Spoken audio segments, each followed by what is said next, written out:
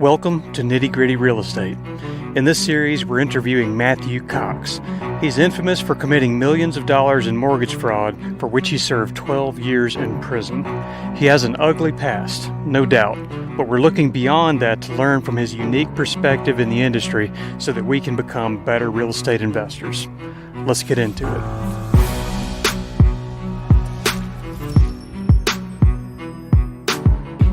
In a business opportunity, you're not allowed to give what's called false earnings potential.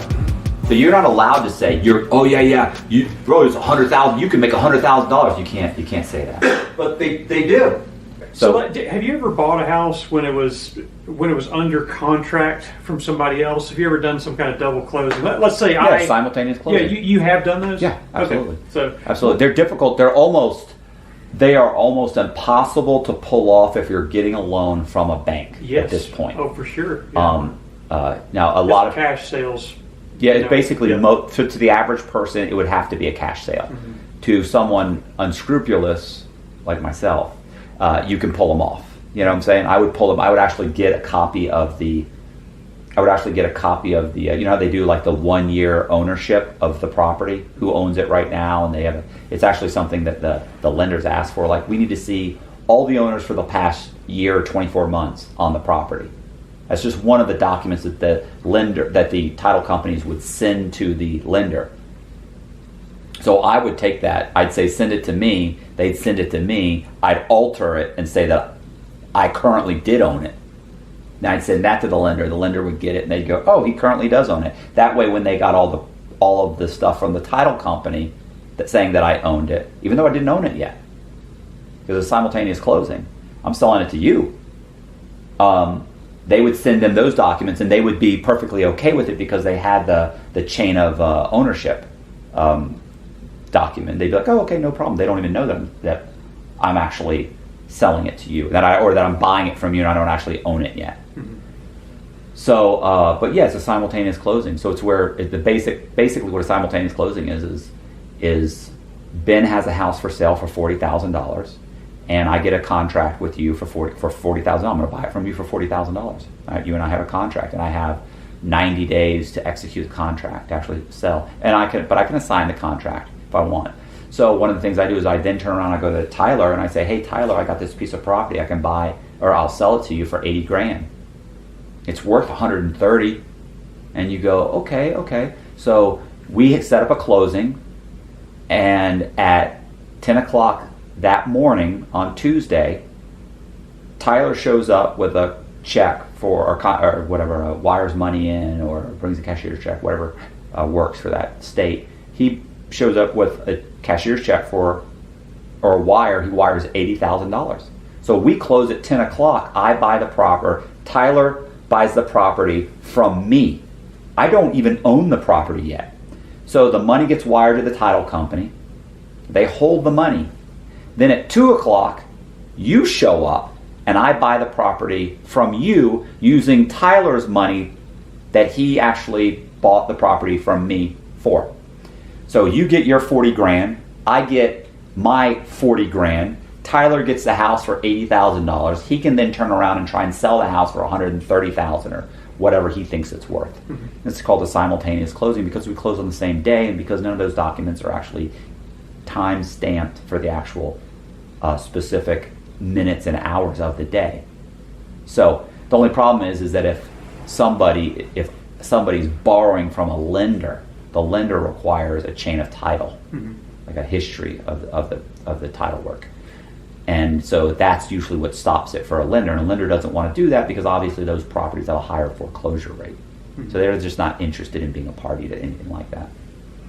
Another problem that we see a lot with wholesalers or people trying to assign contracts is when you get an email or a promotion of a property that somebody has under contract, they can take and inflate the value of the comps. Like they're pulling comps from areas that are, too far away from the property or, newer properties. So basically inflating the after repair value, or, basically saying that the repairs that the property is going to need are actually much less than it needs. In any matter, what I'm saying is the numbers are not accurate. They're making it look like a better deal than what it actually is. Right. And that's, it's not everybody does that, but it's a very common problem. Yeah, that's like 90% of the wholesalers out there.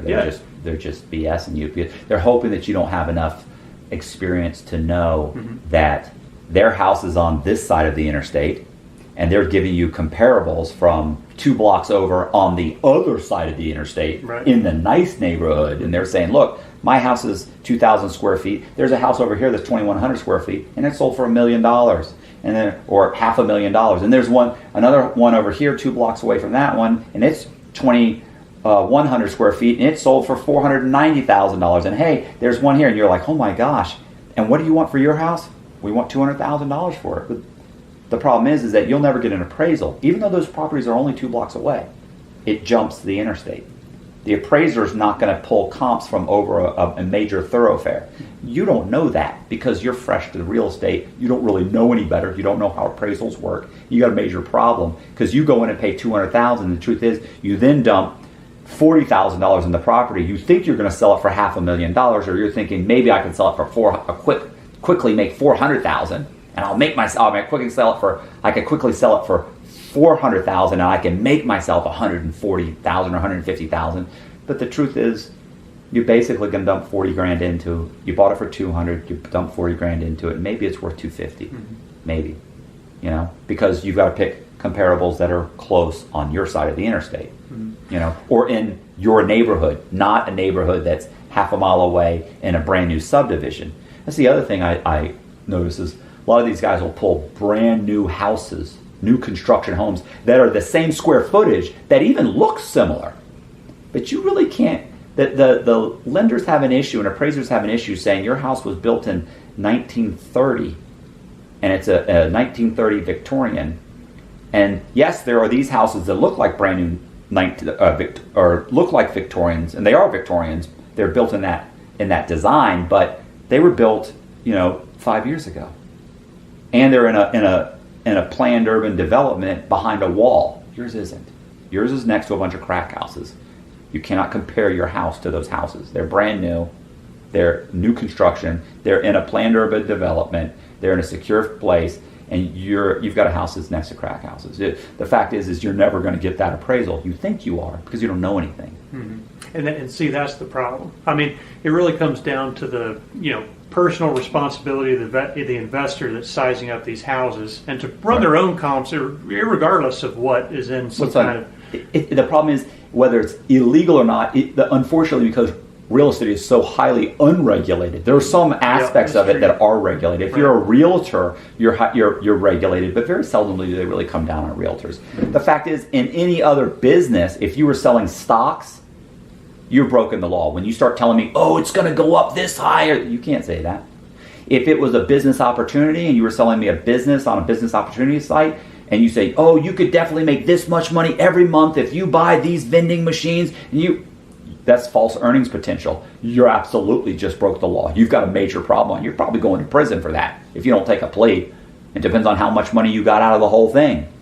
So the problem is, in real estate, you get to basically almost lie to people on a daily basis and get away with it because it's just the industry is so highly unregulated. And if you were to regulate the industry to the point where you could make it ethical, you'd slow down the economy so much it'd probably crash. They're just not going to do that. But is it unethical? Yeah, it's unethical. And if you're okay with it and you can sleep at night with it, yeah, you could probably make a lot of money doing that. If you want to, be okay that that's how you make your living. Most people wouldn't, but your average sociopath would be okay with it. But the other thing to think about too is if there was a high probability that if you purchase this property, you could make $50,000, $100,000, $150,000. Why? You have to ask yourself, why is the person that's wholesaling the property, who's very experienced with real estate, why are they not doing this? Why are they not doing the property themselves? Why are they gifting you $50,000, $100,000 or more? Well, I think the thing about that is that's. You have to ask that, and you can ask the wholesaler that, but they're very quickly going to be like, man, I got 40 properties. I can't rehab all these properties. Look, trust me. You think I don't want to do this? You think I want to let you make $100,000? I don't want to do that.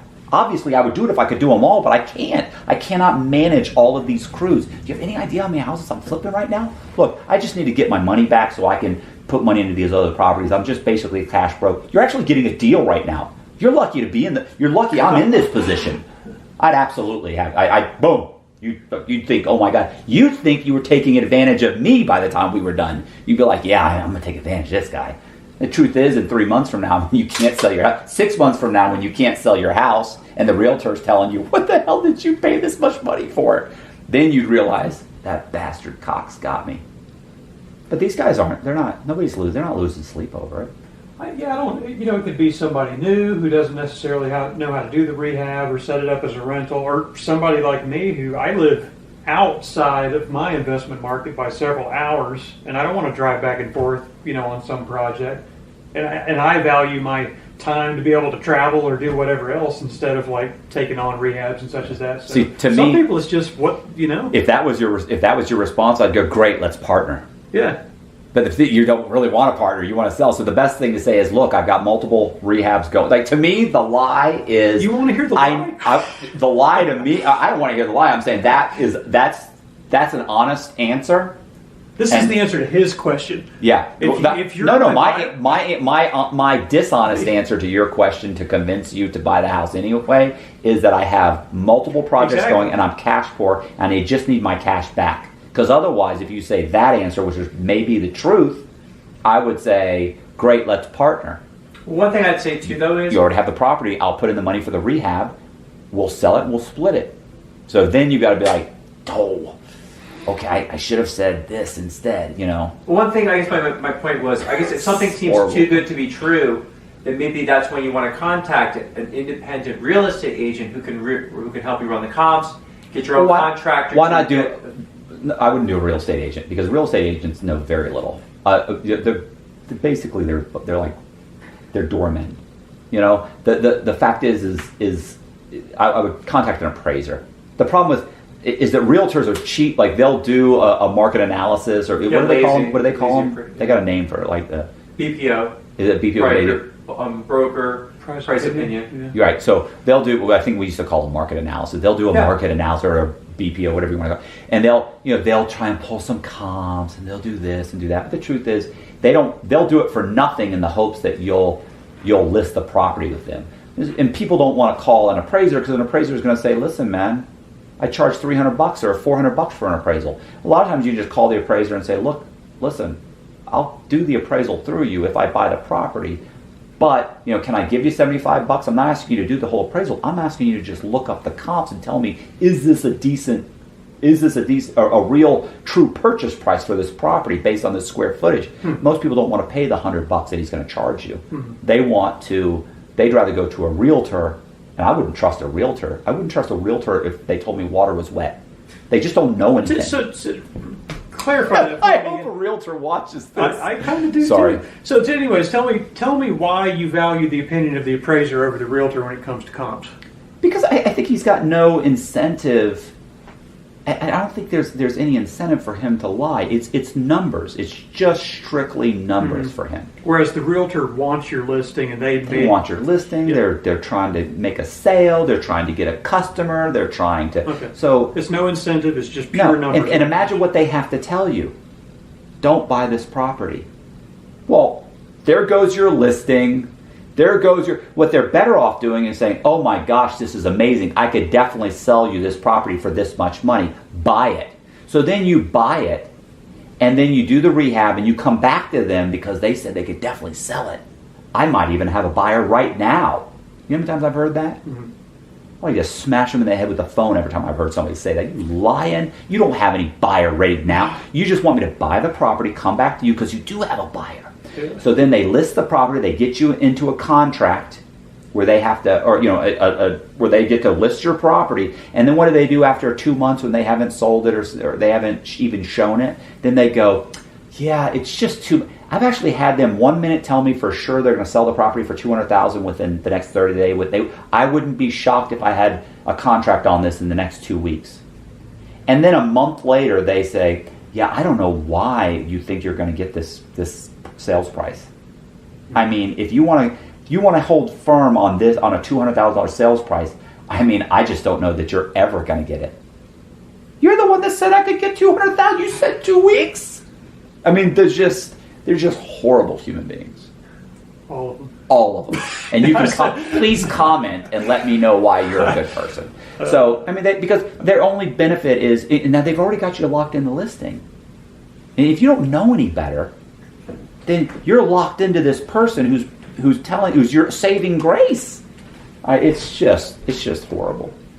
That's why, these guys are all, oh, you got to get a realtor. You got to get a realtor. You really got to get a realtor, but you got to get a good realtor because there's so many bad ones.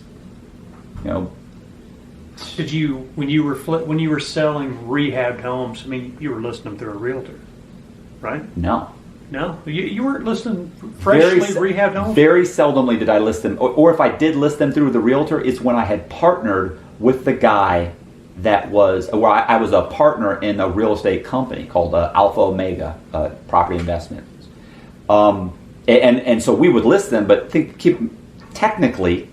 Well, not technically, but I'm basically the realtor. He's the real estate broker. We're listing it on the MLS, but the truth is I'm showing up, showing the houses. I'm the one and I'm being reasonable with the prices, and I'm also the seller.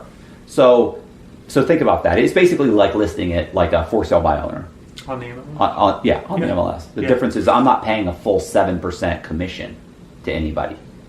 So it's hard to say, so it's not really, very seldomly have I ever used a realtor. Very seldomly.